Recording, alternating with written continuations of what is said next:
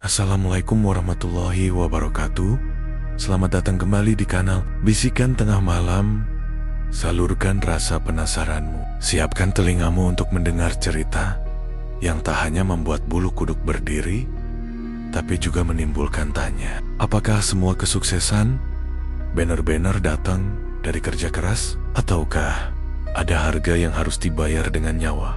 Di tengah hiruk pikuk kota Semarang, berdiri sebuah rumah kos yang selalu ramai, tak pernah sepi. Namun di balik kesuksesannya, ada aroma amis yang tak kasat mata. Cerita ini tentang Pak Andre, seorang pria berusia 52 tahun, pemilik kos yang dahulu hampir bangkrut. Sebelum akhirnya melakukan perjanjian hitam dengan makhluk gaib, duduklah dengan tenang, redupkan lampu. Karena inilah kisah tentang tumbal kos-kosan.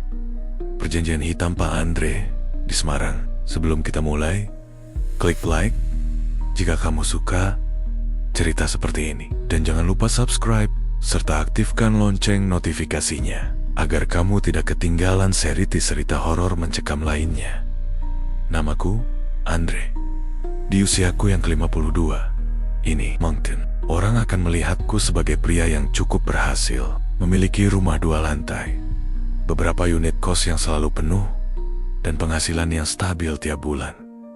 Tapi tidak banyak yang tahu bahwa semua ini dulunya nyaris tidak pernah ada 25 tahun lalu. Aku hanya seorang mantan PNS yang baru pensiun. Dengan uang pesangon seadanya, aku mencoba peruntungan membuka rumah kos di kawasan Tembalang, Semarang, dekat kampus besar. Lokasinya strategis, akses mudah, dan cukup dekat dari jalan utama. Aku pikir itu sudah cukup, tapi ternyata aku salah besar.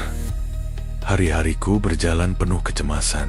Kos yang kubangun dari sisa-sisa uang pensiun itu sepi peminat, sementara kos-kosan di sekitarku justru selalu penuh. Entah kenapa mereka selalu dapat penghuni, padahal fasilitasku tak kalah bagus. Setiap malam aku termenung di serambi, memandangi papan bertuliskan kos disewakan yang seperti mengejekku diam-diam.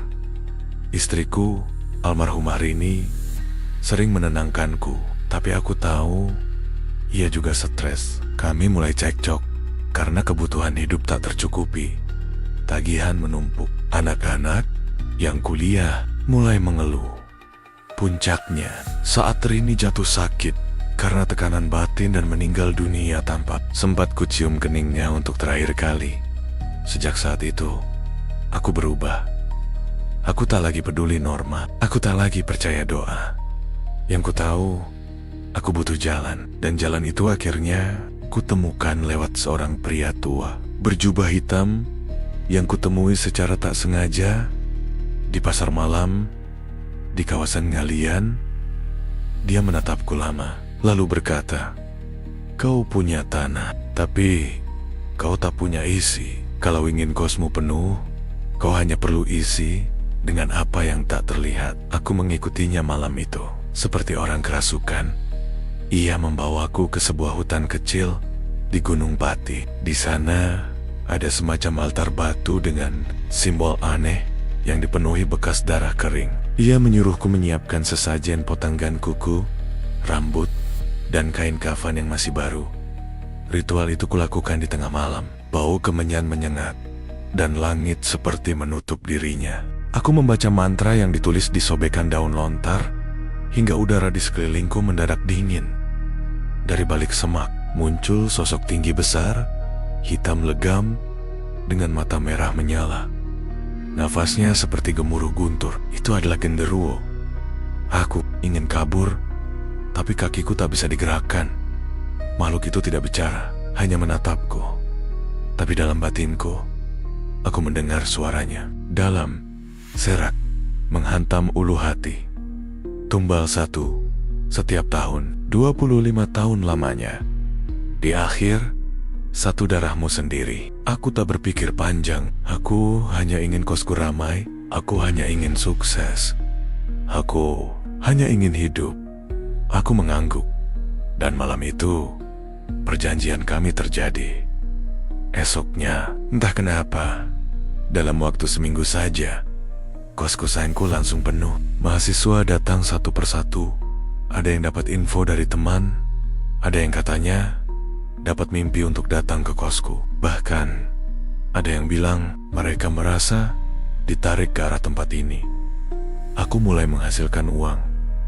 Dan seperti kesepakatan, aku memberi sedekah pertamaku kepada seorang bapak tua yang duduk mengemis di pinggir jalan. Ku beri uang dan nasi bungkus. Lalu, malamnya, aku melakukan ritual kecil di halaman belakang. Membakar rambut dan foto pria itu di atas kain putih yang kubalut dengan benang hitam. 2 hari kemudian, pria itu ditemukan tewas mengenaskan. Tubuhnya remuk tertabrak kereta. Padahal katanya, ia jarang menyeberang rel. Aku pura-pura tak tahu. Tapi di dalam hati, aku tahu. Itu berhasil. Tahun berganti, ritual berjalan. Kos makin ramai. Reputasiku sebagai pemilik kos dermawan tersebar. Tapi tak ada yang tahu bahwa setiap sen yang kuterima, setiap tawa penghuni kos, setiap malam yang tampak tenang, dibeli dengan darah dan nyawa. Dan kini sudah 25 tahun berlalu. Tahun terakhir segera datang dan tumbal terakhir bukanlah orang asing. Kalau kalian melihat wajahku hari ini, mungkin takkan menyangka kalau aku sudah pernah mengirim 24 nyawa ke alam sana. Wajahku memang tampak ramah, sopan. Bahkan sebagian orang bilang aku ini panutan. Tiap Jumat, aku tak pernah absen membagikan sedekah, kadang berupa uang, kadang nasi bungkus, atau sekadar rokok dan air mineral. Ada yang kuberi di depan masjid, di pinggir perempatan lampu merah, atau di warung kecil dekat kampus. Orang menyangka itu amal, tapi sesungguhnya itulah caraku memilih tumbal.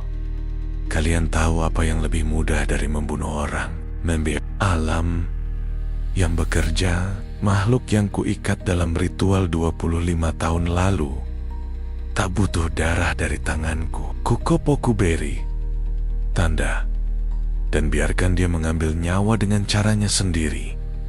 Tahun demi tahun berjalan. Setiap selesai memberi sedekah, aku akan pulang dan membakar sejumput rambut, atau potongan kuku, atau barang yang sempat disentuh oleh si calon tumbal. Itulah yang menjadi kunci pengikat antara mereka dan dia, sang penagih. Lalu, isak atau lusa, berita duka pasti datang. Entah tertabrak truk, tertimpa pohon, gantung diri, atau hilang tak ditemukan. Semuanya berbeda, tapi selalu terasa ganjil.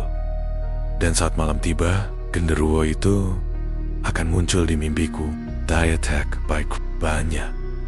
Hanya berdiri di lorong rumah kos, bertubuh besar, berbulu, dan napasnya seperti suara peti besi yang digeret di atas lantai. Dia hanya mengangguk, tanda bahwa urusan tahun ini selesai.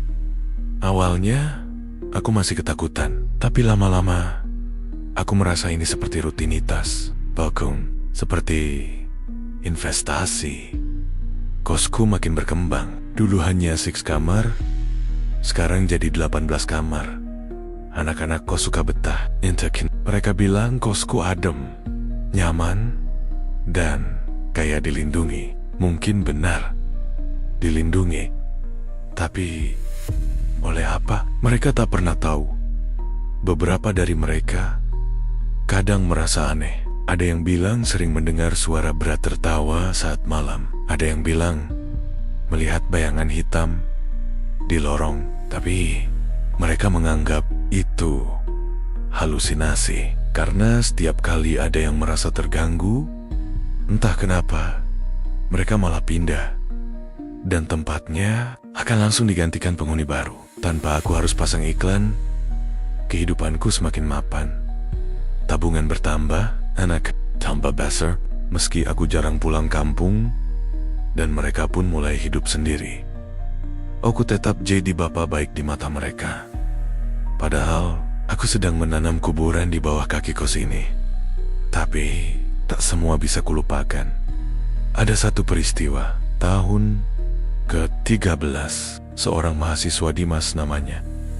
Berasal dari Klaten. Ia rajin, alim, dan sering sholat berjamaah. Tapi dia juga punya rasa ingin tahu yang berlebihan. Dia mulai bertanya-tanya, kenapa kos ini selalu penuh? Kenapa kamar B sering kosong? Meski katanya ada penghuninya. Kenapa tiap malam seperti ada yang berjalan di atap, padahal atap itu dari beton. Dimas mulai menyelidiki. Sialnya, tahun itu dialah yang kupilih sebagai tumbal. Aku sempat ragu, tapi perjanjian tetaplah perjanjian. Malam Jumat itu, aku beri dia nasi bungkus dan air mineral. Lalu kuselipkan benang hitam dan sejumput tanah kuburan di bawah alasnya. Saat dia makan, tanda sudah ditanam. Malamnya, aku membakar potongan foto dan rambutnya yang aku curi dari kamar mandi. Genderuwo datang, diam, lalu pergi. 2 hari kemudian, Dimas hilang. Polisi mencari anak-anak kos panik. Aku pura-pura bingung dan ikut membantu mencari. Tapi aku tahu dia tidak akan pernah ditemukan karena tubuhnya sudah menjadi bagian dari dinding kamar B. Ya, sejak tahun ke-13 itu, kamar B tidak pernah kutinggali lagi karena suara tangis. Kadang masih terdengar dari sana, dan sesekali ada yang melihat jari-jari berdarah menempel di kaca jendela. Tahun terus berjalan, dari tukang parkir, mahasiswa, penjual kopi keliling, bahkan dosen tamu semua pernah menjadi tumbal.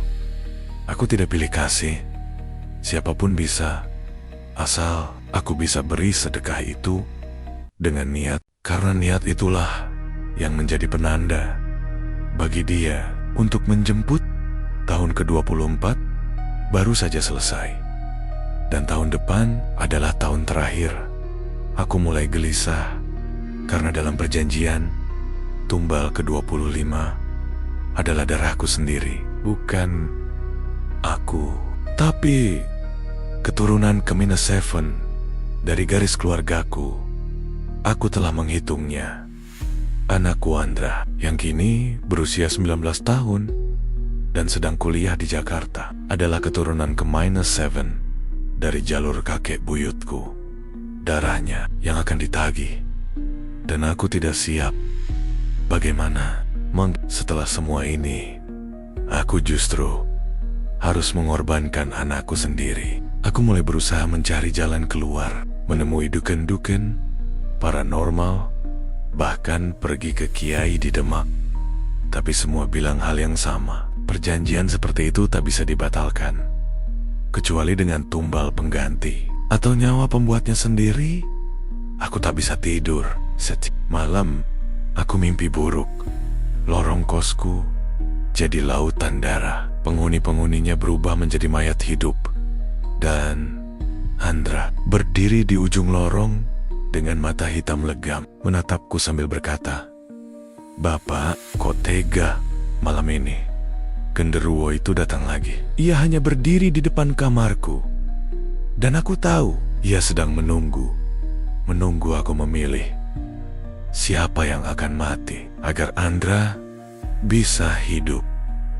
Malam itu, hujan turun deras di Semarang. Petir menggetarkan kaca jendela, dan angin berhembus dingin, menyelusup hingga ke tulang. Di antara barisan kamar kos yang tampak sepi, hanya satu kamar yang lampunya masih menyala, kamar 7, milik seorang mahasiswa bernama Rian. Rian baru ngekos di tempatku 3 bulan terakhir. Anaknya pendiam, tidak neko-neko, dan cukup rajin kuliah. Tapi sejak 2 minggu lalu, aku mulai memperhatikan ada yang berubah darinya. Matanya sayu, wajahnya pucat, dan sering terlihat berdiri lama di depan kamar B, kamar terkutuk itu. Kamar yang sudah bertahan-tahan, tak pernah aku pakai lagi untuk siapapun. Waktu itu, aku pernah bilang ke semua penghuni kamar B khusus buat barang-barang pribadi saya, jangan didekati. Tapi malam itu, dari balik jendela, aku melihat Rian mengendap-endap mendekati kamar B, membawa senter kecil dan selembar kertas. Aku ingin membentaknya, tapi ada suara dalam diriku yang menyuruhku mengamati saja dulu. Rian memegang gagang pintu kamar B, dan yang mengejutkan, pintunya terbuka. Padahal selama ini selalu kukunci rapat dengan 2 gembok. Ia masuk pelan-pelan, dan dalam beberapa detik aku melihat lampu senternya tiba-tiba padam. Lalu ada suara teriakan kecil seperti dicekik. Aku langsung berlari keluar rumah, pura-pura panik. Saat kudobrak pintu kamar B, Rian sudah pingsan, tergeletak di lantai, dan tangannya menggenggam sesuatu arat-orat. Kalung-kalung tua berwarna hitam dengan liontin huruf D berkarat. Aku mengenal kalung itu milik Dimas, tumbal ke-13. Rian kutidurkan di ruang tamu. Setelah sadar, ia tidak banyak bicara malam itu, tapi matanya seolah menyimpan sesuatu. Keesokan harinya, ia pergi dari kos dengan alasan pulang kampung. Tapi aku tahu dia tidak kembali. 2 hari kemudian, aku mendapat kabar. Rian menghubungi wartawan lokal dan melaporkan bahwa ia menemukan jejak hilangnya kakaknya, Dimas, yang sempat kuliah di Semarang tapi tak pernah kembali. Dan menurut laporan, kakaknya terakhir diketahui tinggal di kos milikku. Kini, aku mulai gelisah. Genderuwo tak hanya menagih, tapi mendorong segala kehancuran lebih cepat. Karena dalam perjanjian, tahun ke-25 bukan hanya akhir, tapi juga pembalasan. Semenjak kejadian itu, gangguan di rumah kos makin parah. Penghuni mulai mengeluh, "Pak, tadi malam kayak ada yang duduk di atas lemari." Saya dengar suara orang tertawa pelan dari kamar mandi. "Pak, tadi saya lihat bayangan besar banget berdiri di tengah lorong." Pas saya nyalain lampu, hilang. Aku pura-pura tenang, seperti biasa, menyuruh mereka bonyok banyak, baca doa. Tapi di dalam hati, aku tahu ini pertanda. Dan benar saja, suatu malam saat aku sedang bersiap tidur, pintu kamarku diketuk dengan keras. Seorang anak kos menangis, tubuhnya gemetar. Pak Andre, kamar B tadi kebuka sendiri. Dan saya lihat ada orang duduk di pojok. Badannya besar, hitam, dan matanya merah banget. Aku langsung bangkit menuju B dan menutup pintunya rapat-rapat. Tapi dari dalam, aku mendengar suara berat berbisik pelan. "Waktunya sudah dekat. Darahmu akan jadi milikku." Besoknya, aku pergi ke ruangan rahasiaku, ruang kecil di bawah lantai rumah utama. Di sana aku menyimpan semua peninggalan para tumbal. Foto, kalung, sobekan pakaian, dan botol-botol kecil berisi abu sisa pembakaran. Aku duduk, menatap semua itu, dan perlahan aku menangis. Aku pikir aku bisa kuat menjalani semuanya sampai akhir. Aku pikir ini semua bisa jadi masa lalu setelah tahun ke-25. Tapi ternyata kesepakatan ini adalah lubang tak berdasar. Satu-satunya yang kini ada di pikiranku adalah bagaimana menyelamatkan Andra. Aku tak punya banyak waktu, karena perhitungan malam tumbal ke-25 jatuh pada tanggal 12 bulan depan. Dan sebelum itu terjadi, aku harus memilih mengorbankan anakku sendiri atau menyerahkan nyawaku untuk mengakhiri semuanya. Malam ini, aku bermimpi lagi, tapi berbeda. Dalam mimpiku, aku berdiri di halaman kos, dan semua penghuni yang telah mati berdiri di sekelilingku. Wajah mereka rusak, mata kosong, tubuh berlumur darah. Mereka menunjukku. Lalu, dari lorong belakang muncul sosok genderuwo, lebih besar dari biasanya. Ia menyeret tubuh Andra, lalu menaruhnya di kakiku, sambil berkata, "Bukan hanya dia, tapi semua keturunanmu akan jadi milikku." kalau kau tak bayar dengan darahmu sendiri. Aku terbang dengan tubuh gemetar. Dan malam ini, aku tahu, aku harus bertindak. Di saat semua anak kos tertidur, aku mulai merencanakan sesuatu. Rian harus kembali. Aku tahu dia belum pergi jauh. Dan jika ia tahu semuanya, mungkin dia bisa jadi kunci untuk mengakhiri ini semua. Karena satu-satunya cara agar makhluk itu tak mengambil Andra adalah menggantikannya dengan pengungkap rahasia. Tapi apakah aku tega? Apakah aku akan mengulangi lagi dosa yang sama demi menyelamatkan anakku? Ataukah waktuku sendiri yang harus dihabisi? Cerita ini belum berakhir, karena malam ke-25 semakin dekat. Aku selalu mengira bahwa semua bisa kutanggung sendiri, bahwa segala dosa ini hanya akan berakhir di aku. Tapi ternyata setiap perjanjian ada akarnya. Dan akar dari ritual pesugihanku tumbuh melebar, menyebar hingga ke darah dagingku sendiri. Hari itu, aku naik travel ke Jakarta, bukan untuk liburan, tapi untuk satu alasan: menyelamatkan Andra, anak bangsuku. Umurnya 19 tahun, lahir setahun setelah aku memulai pesugihan ini. Andra adalah anak yang paling jauh dari kehidupanku. Ia tinggal dengan keluarga angkat dari almarhumah Rini, istriku. Karena saat aku mulai fokus membesarkan kos, aku merasa anak-anak lebih aman jauh dari lingkaran ini. Aku pikir dengan menjauhkannya dari rumah kos Dea akan aman, tapi aku salah besar. Saat kutemui Andra di sebuah kafe kecil dekat kampusnya, aku sudah tak bisa menyembunyikan kegelisahan. Wajahnya pucat, matanya merah, tangannya dingin saat berjabat. Dan saat aku duduk di depannya, ia langsung bicara tanpa basa-basi. "Pak, semalam saya mimpi aneh. Ada makhluk besar berbulu. Dia datang bawa rantai dan mengikat kaki saya. Terus dia bilang, 'Darahmu sudah ditandai sejak lahir.'" Hatiku seperti disayat sembilu. Aku pura-pura tertawa, seolah itu hanya mimpi buruk biasa. Tapi Andra tak berhenti. "Pak, saya juga sempat mimpi rumah kos Bapak yang di Semarang. Saya belum pernah ke sana, tapi saya lihat jelas lorongnya. Ada kamar B, dan di dalam kamar itu ada suara orang nangis, lalu dindingnya berdarah." Aku tak kuat lagi menahan air mataku jatuh. Aku genggam tangan Andra, dan untuk pertama kalinya dalam hidupku, aku jujur. Ku ceritakan semuanya, dari awal mula kos itu dibangun hingga perjanjianku dengan genderuwo 25 tahun lalu, tentang tumbal, sedekah berdarah, dan makhluk yang sekarang sedang mengintai nyawa Andra. Andra hanya diam, menatapku lama. Lalu ia bertanya, "Jadi sekarang saya harus mati biar Bapak selamat?" Aku tergugu, tak bisa jawab karena memang itu bagian dari perjanjian.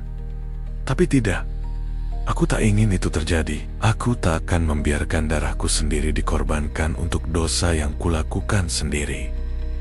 Keesokan harinya, aku membawa Andra kembali ke Semarang. Kupaksa dia tinggal di rumah warisan orang tuaku yang lama kosong di daerah Bergota, jauh dari rumah kos. Tapi malam pertama di rumah itu, Andra berteriak keras. Aku langsung masuk ke kamarnya, dan kulihat dia sedang duduk gemetar. Keringat membasahi bajunya. Ia menunjuk jendela dan berkata, "Dia ada di sana, Pak." Dia ngetuk-ngetuk jendela sambil ketawa, tapi mukanya kayak hancur. Badannya bau gosong, dan tangannya bawa foto saya waktu kecil. Aku keluar, menengok jendela. Tak ada apa-apa, tapi aroma anyir menyengat seperti bangkai dibakar. Malam-malam berikutnya tak kalah mencekam. Andra mulai bicara sendiri, kadang tertawa keras, lalu menangis tiba-tiba. Lalu ia bicara dengan suara yang bukan suaranya. "Akhiri saja, Pak Andre. Bukankah ini harga dari semua kemewahanmu? Aku sadar, ini sudah terlalu jauh. Maka, aku putuskan satu hal. Aku akan mengakhiri pesugihan ini dengan nyawaku sendiri. Hari itu juga, aku menyiapkan semua yang dibutuhkan. Abu dari 24 tumbal yang kupilih, selembar kertas perjanjian dengan simbol darah, dan tubuhku sendiri sebagai persembahan. Aku tak tahu ritual pasti untuk mengakhiri semua ini, tapi satu-satunya petunjuk yang pernah ku dapat dari dukun tua dulu adalah jika tak ingin darah keturunanmu diambil, maka darah pembuat perjanjian harus kembali ke bumi. Di tempat semua dimulai, itu artinya aku harus kembali ke tempat pertama kali melakukan ritual, di hutan Gunung Pati, tengah malam, dan menyerahkan diriku sepenuh hati. Andra ku tinggal tidur dengan penjagaan ketat. Seorang teman lamaku dari pondokku panggil untuk menemani dan berjaga-jaga. Dan aku berjalan sendiri ke tengah hutan. Hujan turun ringan. Angin membawa bau tanah basah bercampur darah. Aku mengenali pohon besar itu. Altar batunya masih ada, tapi sekarang ditumbuhi lumut dan tetesan darah yang sudah menghitam. Aku duduk bersila, menyalakan api kecil, membakar semua peninggalan tumbal. Satu persatu, foto mereka, rambut mereka, barang-barang kecil, hingga akhirnya aku tusukkan belati kecil ke dada kiriku. Darahku mengalir ke tanah. Aku menatap langit, lalu berkata pelan, "Ambil aku, tapi lepaskan anakku. Akhiri semua ini." Sekarang, tiba-tiba, tanah berguncang. Udara jadi panas, dan dari kegelapan muncullah sosok itu. Genderuwo. Tapi kini, lebih besar, lebih nyata, dan lebih mengerikan dari sebelumnya. Matanya merah membara, lidahnya menjulur, tangannya penuh luka-luka terbukar. Ia mendekatiku, menunduk, dan dari mulutnya keluar suara rendah yang mengguncang bumi. "Kau menepati janjimu, Andre. Tapi ingat, darah tidak pernah bisa hilang. Ia hanya berpindah dari satu tubuh ke tubuh berikutnya. Lalu, semuanya gelap. Aku pingsan. Saat sadar, aku sudah berada di ruang tengah rumah tua itu. Temanku dari pondok duduk di sampingku, mengusap wajahku dengan air. "Pak Andre, Anda sudah bangun. Kami menemukan Anda pingsan di pinggir jalan desa. Baju Anda berlumuran darah, tapi tubuh Anda tak ada luka satupun." Aku menatap tanganku, tak ada bekas tusukan, tak ada darah. Lalu Andra masuk ke ruangan. Ia tersenyum. Wajahnya cerah. Tidak lagi pucat, tidak lagi gelisah, Pak. "Saya tidur nyenyak semalam. Tidak ada mimpi, tidak ada suara. Rasanya seperti kembali jadi diri saya. Aku tak bisa menahan tangis. Mungkin perjanjianku benar-benar berakhir. Atau mungkin ini hanya jeda sebelum malapetaka lain datang. Tapi untuk kali ini, aku hanya ingin percaya satu hal. Anakku selamat dan dosa sudah ditebus dengan tubuh Tianguang."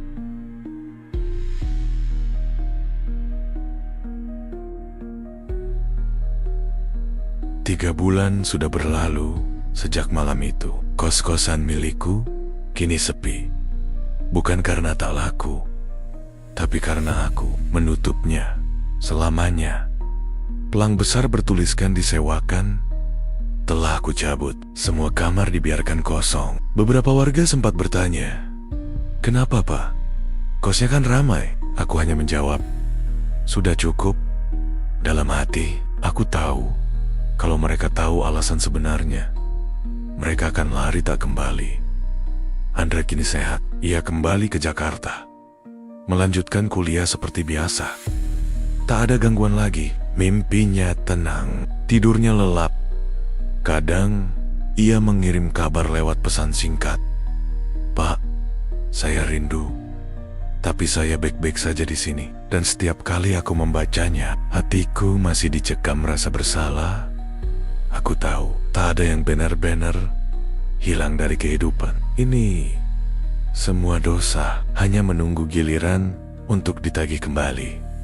Suatu sore, aku iseng kembali ke rumah kos. Pintu masih tertutup rapat. Lantai mulai berdebu. Namun, saat aku membuka kamar B, aroma itu muncul kembali. Bau tanah basah bercampur amis darah. Di tengah lantai, muncul retakan kecil. Dan dari dalamnya keluar angin dingin seolah dari dasar bumi. Aku menyusuri ruang bawah tanah rahasia yang pernah kupakai untuk menyimpan barang-barang tumbal. Dan di sana, semua benda itu telah menghilang. Foto-foto, botol abu, kalung, sobekan pakaian lenyap. Hanya tersisa sebuah tulisan besar. Di dinding, terukir dengan bara hitam. Darahmu telah lunas, tapi warisanmu belum. Aku terduduk. Napas tercekat, lidahku keluh. Apa maksudnya? Beberapa malam setelah itu, aku mimpi aneh. Aku melihat Andra berdiri di sebuah altar batu, dikelilingi kabut. Matanya menatap lurus ke depan, dan di belakangnya berdiri makhluk tinggi besar dengan mata merah. Tapi yang mengerikan bukan itu. Yang mengerikan adalah saat Andra tersenyum. Aku akan lebih hebat dari Bapa, karena aku tahu cara mendapat semuanya. Tanpa harus menunggu 25 tahun, aku terbangun. Mandi keringat, mataku tak bisa lepas dari mimpi itu. Apa mungkin kutukan ini telah berpindah? Apa mungkin darah ketujuh bukan akhir, tapi justru permulaan dari bab baru yang lebih gelap? Beberapa minggu setelah itu, aku menerima kiriman paket tanpa pengirim. Hanya tertulis, "Untukmu, Pak Andre." Saat kubuka, isi dalamnya adalah Leontin huruf D, milik Dimas. Dan secari kertas penuh darah bertuliskan, "Tumbal ke-26 sedang menunggu." Aku lempar paket itu. Tubuhku lemas. Seketika itu aku sadar, pesugihan bukan perjanjian, tapi warisan yang menandai darah dan mengikuti garis keturunan tanpa pernah benar-benar musnah. Malam itu, aku menatap langit, menangis, menyesal. Dan untuk pertama kalinya, aku takut pada hidup. Bukan takut mati, tapi takut karena anakku bisa menjadi aku yang berikutnya. Dan itulah kisah tentang tumbal kos-kosan, perjanjian hitam Pak Andre di Semarang. Sebuah cerita yang mengajarkan pada kita bahwa kesuksesan instan seringkali datang dengan harga yang tak terlihat. Bahwa sedekah pun, jika diniatkan bukan untuk berbagi, bisa menjadi alat untuk mematikan. Dan bahwa dosa tak selalu berakhir saat pelakunya mati, tapi bisa menjalar ke anak cucunya. Apakah benar Andra akan menjadi pewaris perjanjian itu? Ataukah ini hanya bayangan dari trauma masa lalu Pak Andre? Tidak ada yang tahu pasti. Tapi jika kalian suatu hari menumpang di kos yang murah, nyaman, dan selalu penuh, cobalah dengarkan di malam hari. Apakah ada suara tawa berat di kamar mandi? Atau jari berdarah di balik kaca kamar? Karena bisa jadi kalian sedang berada di antara dinding yang dibangun dari tumbal. Jangan lupa, tinggalkan komentar jika kalian pernah mengalami hal serupa. Klik like dan subscribe untuk mendukung kami menyampaikan bisikan-bisikan kelam lainnya. Dan tentu saja, jaga dirimu baik-baik, karena saat sedekah datang tanpa sebab, bisa jadi itu bukan rezeki, tapi peringatan. Sampai jumpa di cerita berikutnya, hanya di Bisikan Tengah Malam.